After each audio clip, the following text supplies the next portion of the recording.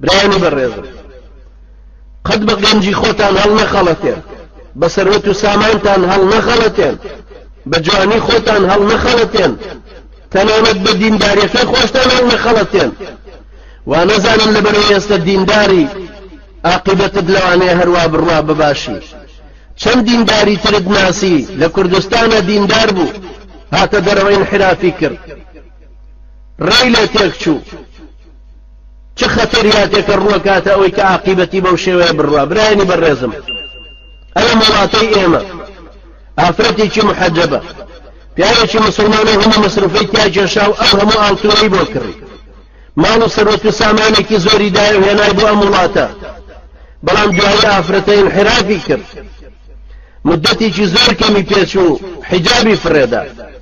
شەڕی لەگەڵ پیاوە کرد و کەوتە بەردەستی کەنیسە لەوێژ لێی بێزار بوون چونکە کەوتە بەردەستی ئەهلی مخدرات و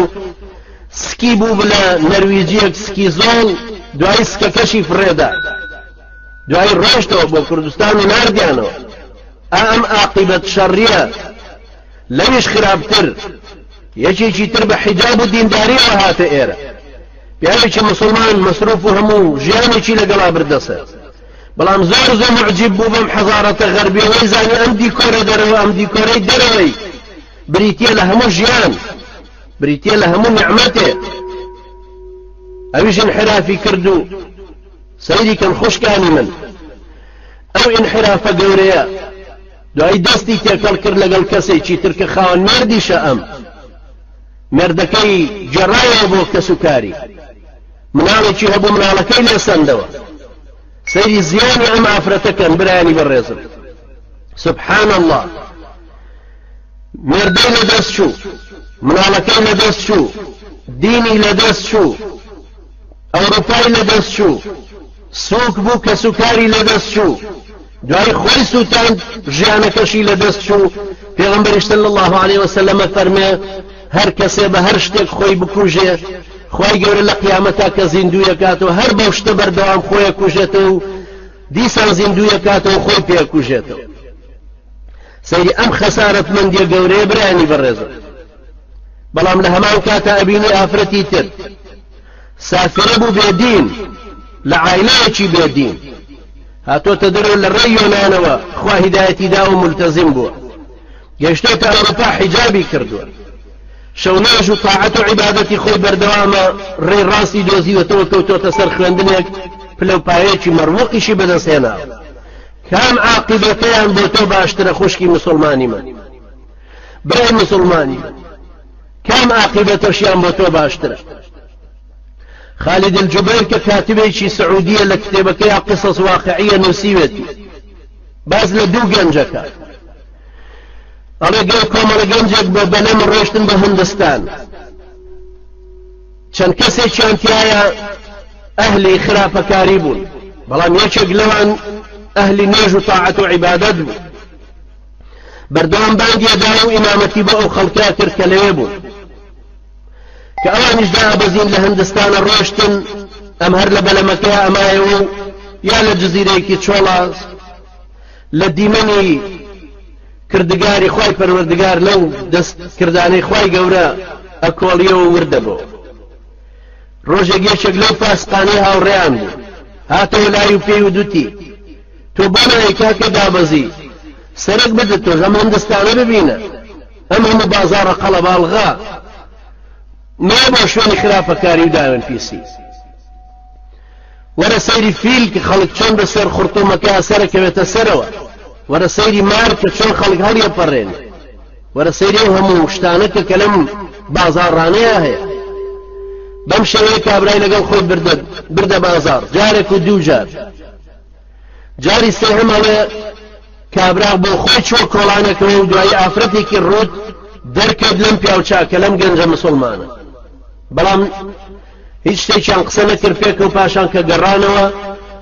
دیندارەکە نەسیحەتی فاسقەکەی کرد و تی لەخوا بترسە تۆ چوویتە ئەو ماڵەوە و ئافرەتەشی بەو شێوەیە لێ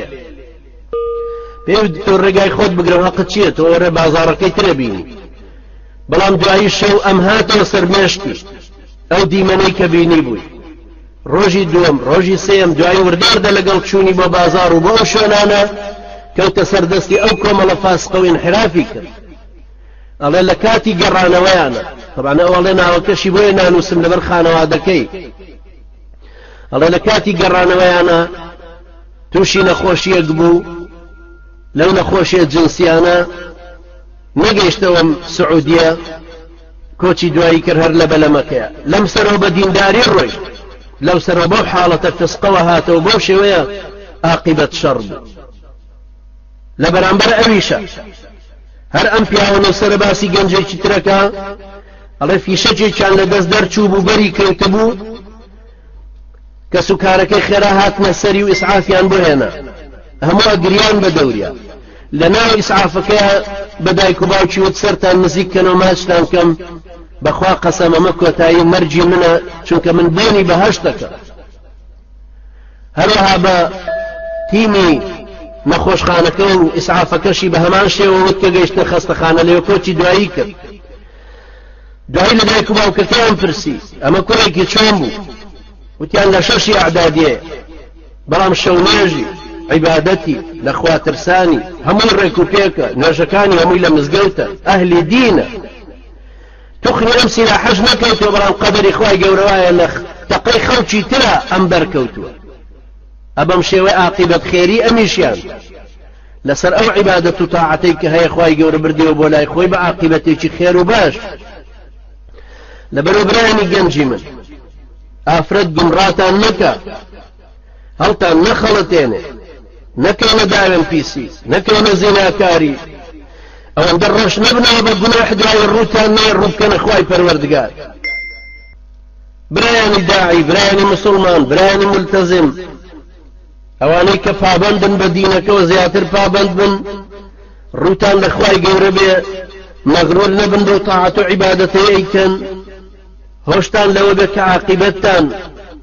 نیەتتان هەمیشە لای خوای گەورە بێ، بۆی خوای گەورە ڕووی ڕەحمەتی لێمان بێ، بەزەیی بە حاڵمانە بێتەوە، خوای پەروەردگار عاقبەتمان خێرکە، نەمانداتە دەست نەفسی خۆمان گومڕا نەبین. خوایە بە لوتف و ڕەحمەتی خۆت یا ئەڵڵا، خوایە دەستت پێمانەوە بێ، خوایە تا ئێرەمان هێناوە و هەر بە یارمەتی تۆ خوایە لەگەڵمان یارمەتی دەرمان بی، خوایە تەکمیلەی ئەم ڕێگایەکەین و ئەم دینەی تۆ بپارێزین و خوایە ئاڵای یەکخوا پەرستیەکەت بەرزکەینەوە و بەسەر بەرزی لە دنیا و قیامەتە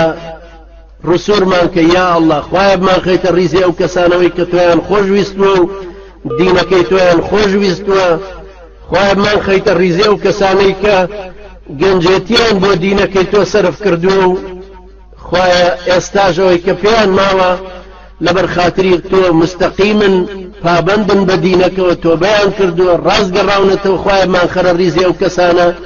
ئەم خوشک و برا بەڕێزانەش کە گوێیان لێیە، خوایە یارمەتی دەریان بەو ئیستیقامەیان پێ ببەخشە. أقول قولي هذا واستغفر الله لي ولكم وجزاكم الله خيرا والسلام عليكم ورحمة الله وبركاته.